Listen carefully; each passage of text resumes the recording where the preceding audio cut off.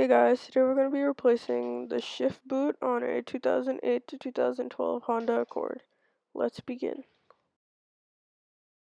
First we're going to start off by removing the clip right underneath of the shift knob. Next you're going to twist off the shift knob. Next you're going to use a screwdriver to remove the back of the center console. You should hear a few clicks. Now it should be really easy to lift up the center console. There are a few clips underneath it, so click those out. If you have the EXL version, you'll have to unplug the two heated seat buttons. Now you have to remove the 4 screws at the bottom of the boot.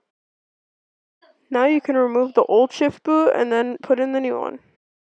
After that, you're going to plug in the buttons for the heated seats. Right after that, you can plug in the center console. Now you need to screw in the shift knob and click the clip back on. Now you have a shift boot that looks good as new.